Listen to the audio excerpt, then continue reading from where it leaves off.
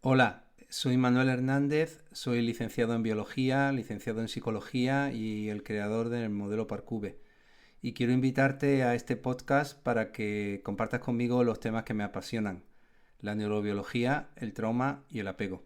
Bienvenidos.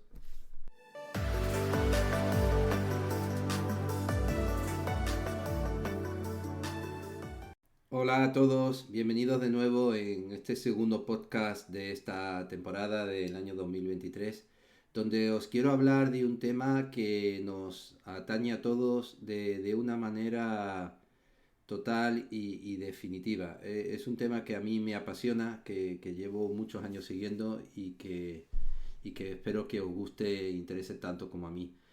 Os quiero hablar de lo que es la epigenética, que nos implica no solo a nosotros como personas, como seres humanos, sino también a nuestra descendencia, a nuestros hijos, incluso a nuestros amigos, a nuestros familiares y a las personas que nos rodean. Bueno, ¿qué es eso de epigenética? La epigenética, el término viene del latín, de la palabra epi, por encima, y genética, que se viene a referir un poco a la transmisión de la información de una generación a otra. Lo primero que tengo que hacer es diferenciar dos cosas. Una que es lo que llamamos el genotipo, que nos estaríamos refiriendo a la carga genética que tenemos, es decir, a los genes que tenemos, y otra que es el fenotipo, que es cómo se expresan esos genes. Por ejemplo, pues si yo soy sueco, tendré unos genes que hagan que mi fenotipo, con muchas más probabilidades, pues haga que yo sea rubio. Y si soy marroquí, pues mi genotipo hará que yo tenga una tendencia mucho más frecuente a ser moreno. Pero ¿qué ocurre cuando el genotipo determina, por ejemplo, la capacidad de estrés que tenemos, la capacidad de relacionarnos de una forma adecuada unos con otros, la capacidad de poder enfadarnos y manejar esa rabia, de ser cariñoso? Pues todo esto ha descubierto la epigenética, que nuestro fenotipo, la forma en que nos comportamos, no solo viene determinada por nuestros genes, sino cómo el medio ambiente hace que estos genes se expresen de una manera o de otra. ¿Qué es lo que ocurre? Cuando Charles Darwin, hace ya muchos siglos, explicó la teoría de la evolución, habló de que había una serie de cambios que se daban en los genes. Él no sabía entonces que había genes, eso se descubrió luego, pero decía que había una serie de cambios que iban pasando de unos progenitores a otros, y que eso hacía que ciertos progenitores tuvieran más éxito reproductivo. ¿Qué significaba eso? Significaba que si yo tenía más capacidad, por ejemplo, de llegar a las ramas más altas, pues era muy probable que yo tuviera más hijos y por lo tanto yo pudiera pasar mi herencia a mis hijos, y que mis hijos pues probablemente saldrían con las manos más largas o con más agilidad o con más capacidad para poder llegar a esas ramas más altas. Y por lo tanto sobrevivirían los más fuertes. Es decir, habría una cosa que después llamaron mutaciones, es decir, los genes cambiarían, y en un grupo de monos donde los que nacieron con la mano un poco más larga, vamos a suponer, pues serían los que sobrevivirían y se reproducirían. Y esto ha quedado vigente hasta hace muy poco. Hasta hace muy poco se creía que era así. En los años 90, cuando yo estudiaba biología, a mí me explicaron que un gen expresaba una proteína.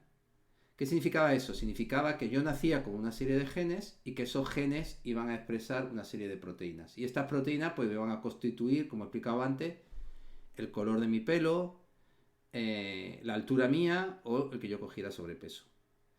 Y no se sabía, no se concebía de que estos genes podrían estar modificados por el ambiente, por las relaciones personales que yo tuviera, por lo que yo comiera o por el sitio donde yo viviera. Así, en los años 90 aproximadamente del siglo pasado, dos personas, con un equipo por supuesto enorme detrás, llamados Craig y Venter, intentaron secuenciar el ADN. Imaginaron la cantidad de dinero que tuvieron que gastar en esto. Es decir, era coger el ADN de todos los seres humanos y poder ver qué genes teníamos. ¿Y cuál era el objetivo? El objetivo claramente era comercial. Invertir muchos millones de dólares, porque de ese modo, si pudiéramos ver a un niño qué genes tenía En la infancia, pues podríamos saber si, por ejemplo, iba a desarrollar un cáncer de pulmón cuando fuera más adulto, si iba a poder, por ejemplo, ser más inteligente o si iba a tener más tendencia a ser obeso. Y por lo tanto, con esos genes secuenciados, conocidos, se podrían hacer tratamientos ad hominem, que esto significa a propia persona en particular, para poder ayudarle a desarrollar pues una prevención o en un momento determinado una medicación adecuada y lo demás. De hecho, yo tengo un amigo, un buen amigo, que hasta hace poco se dedicaba a esto, a hacer estos mapas genéticos a las personas para ver la probabilidad de que tuvieran ciertas enfermedades. Entendedme bien, si yo me hago un mapa genético hoy, con mis 56 años, es probable que me saquen una enfermedad. Y está bien, tengo una enfermedad que es genética, pues no sé, una enfermedad autoinmunitaria o una enfermedad de tipo que no produzco alguna enzima. Pero hacer esto en niños, no porque el niño en ese momento tuviera esa enfermedad, sino porque podríamos proyectar a lo que esa persona, ese niño, podría tener cuando tuviera 40, 50 o 60 años, era absolutamente revolucionario. El caso es que el proyecto fue un fiasco y perdieron millones y millones de dólares. Y fue porque apareció la dichosa epigenética. Y ahora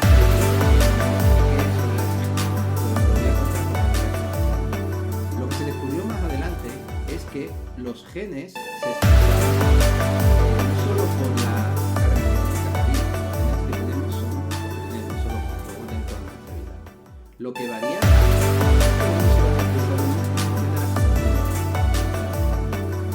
es decir, si yo, por ejemplo, fumo, tendré más probabilidad de desarrollar un cáncer de pulmón. ¿Por qué? Porque ciertas sustancias que tienen el tabaco van a modificar la expresión génica. Esto es importante. No van a modificar los genes que tengo, van a modificar los genes que se van a expresar.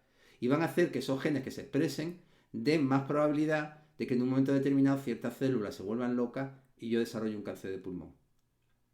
Y esto es muy importante.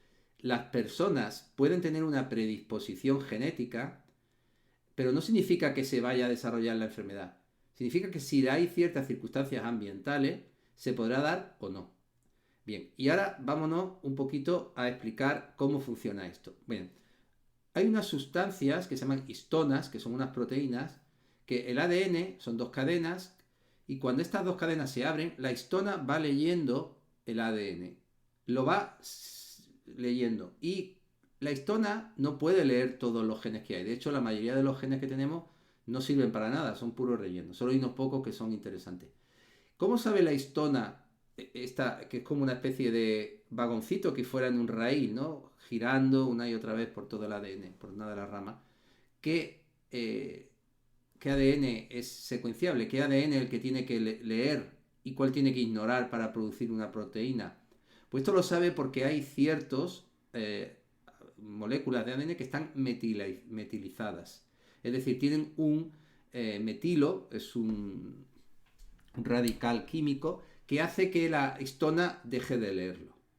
Así que imaginaros que yo tengo metilado ciertos genes y que fumo. Es muy probable que si el metilo en esos genes desaparece, la histona lo lea y esto pueda provocar un cáncer. Me lo estoy inventando, pero es un poco para que os hagáis una idea de cómo funciona un poco. Entonces, el hecho de que unos genes del ADN estén metilados o no es la diferencia de que se expresen una proteína u otra. Y me va a decir, Manolo, ¿y qué más da que se expresen unas que otras? Pues es muy importante.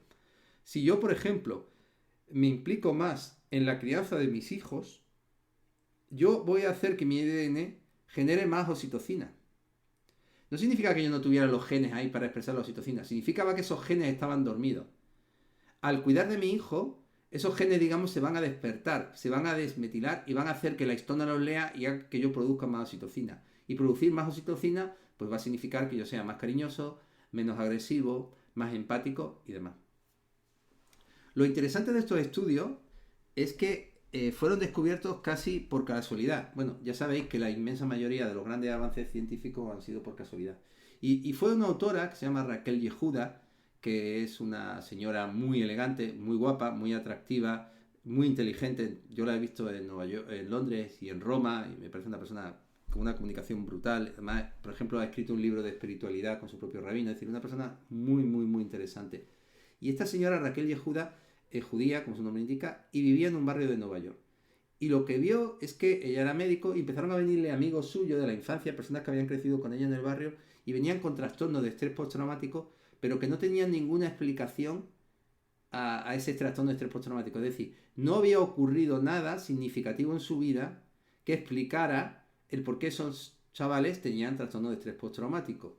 Y cuando empezaron a investigar la historia de esos chavales, la historia familiar de esas personas, lo que descubrieron fue que las madres de estos chavales habían estado embarazadas en un momento en el cual habían tenido muchísimo estrés. O bien había sido justo antes del holocausto o muy cercano al holocausto, o estas personas durante el embarazo habían perdido a personas muy, muy queridas. Y lo que observaron fue que estos chavales, cuando hicieron un estudio, tenían unos niveles de cortisol, que es la hormona del estrés, muy bajos. Lo que esperábamos hasta entonces es que las personas que tienen mucho estrés tengan niveles de cortisol muy altos. Pero lo que vieron es que tenían niveles de cortisol muy bajos, y esto podría explicar por qué eran personas con trastorno de estrés postraumático. Por qué situaciones que para cualquier otro eran normales, a estas personas les hacían extremadamente sensibles al estrés. ¿Qué es lo que había pasado? Lo que había ocurrido es que estas mamás embarazadas habían generado mucho cortisol en su sangre. Durante el tercer trimestre, de 6 a 9 meses del embarazo, habían generado muchísimo cortisol. Y esto había hecho que el cerebro del bebé se hiciera extremadamente sensible al cortisol. Es decir, un órgano que se llama el hipocampo se había hecho muy sensible a los receptores de cortisol. Y entonces lo que había hecho el sistema nervioso del chaval era reducir mucho los niveles de cortisol. Pero claro, con un nivel de cortisol muy bajo, con una alta sensibilidad a ese cortisol.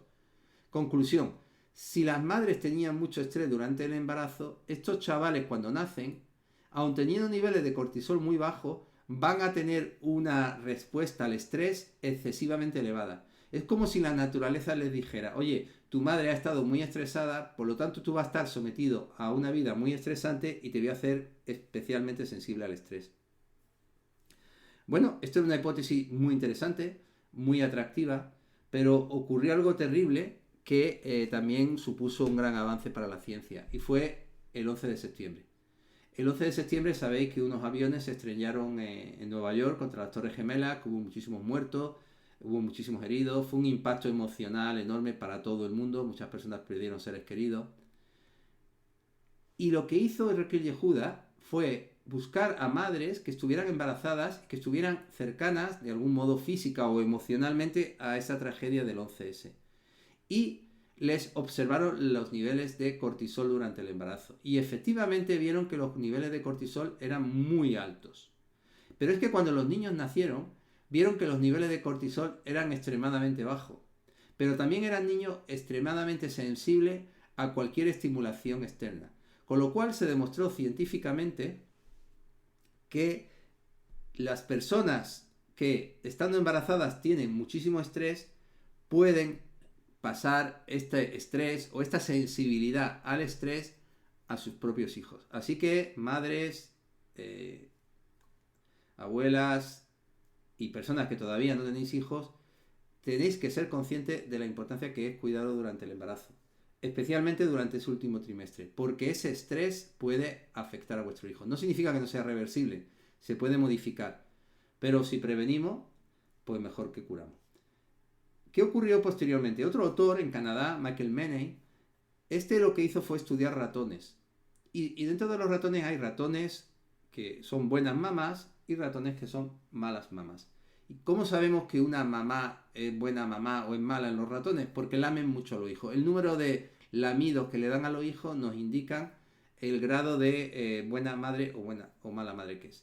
Y se ha visto que las hijas y los hijos de buenas madres son mucho menos agresivos, cuidan más de la prole, juegan más, es decir, como ratas son mucho más felices.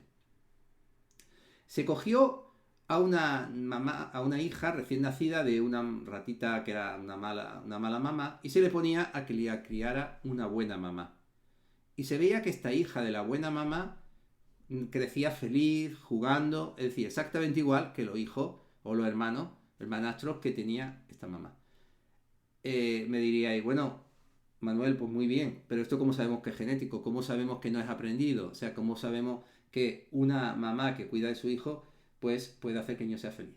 Porque a estas ratitas, a todas, se les metilaba, se les quitaba los metilos, ¿sí? Y cuando se le daba con una sustancia que se le quitaran los metilos, los que eran hijos genéticos de la mamá, que era buena, seguían siendo igual de buenos, tranquilos y jugando. Pero el que no, el que venía de la mamá, que era menos buena como madre, ese niño se volvía igual de huraño, agresivo que sus hermanos biológicos. Y esto significaba que el cambio que se había dado desde la madre hacia el hijo, a través del cuidado, no solamente era un cambio de aprendizaje, que también, sobre todo era un cambio genético.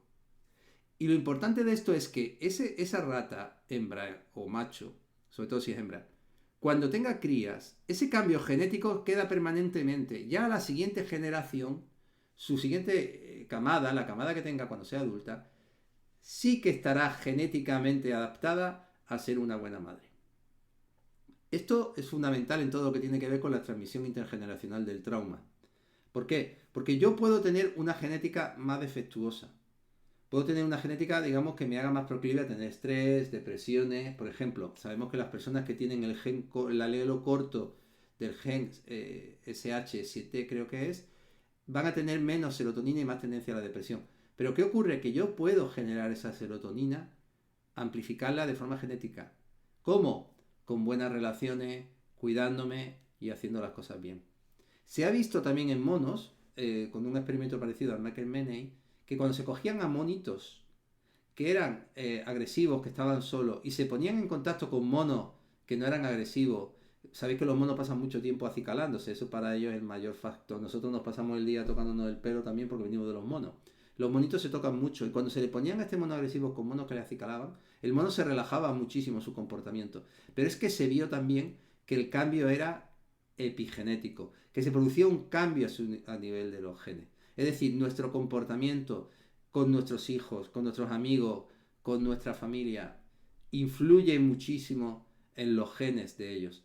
Influye muchísimo en la cantidad de cortisol que producen, en la capacidad de generar oxitocina y en la capacidad de poder sentirse mejor.